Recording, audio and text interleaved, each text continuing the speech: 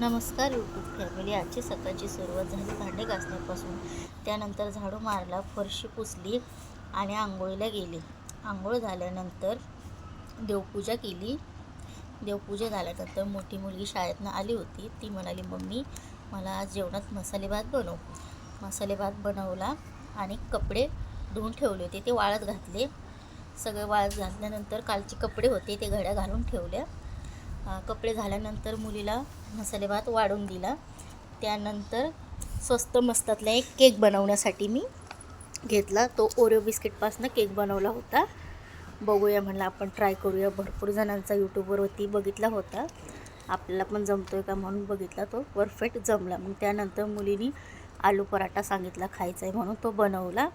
तो झाल्यानंतर मग काही संध्याकाळच्या स्वयंपाकाची तयारी. स्वयंपाकात आज काही नाही, बाजरीची भाकर, वरण भात वगैरे बनवला. मग घेतलं जेवायला.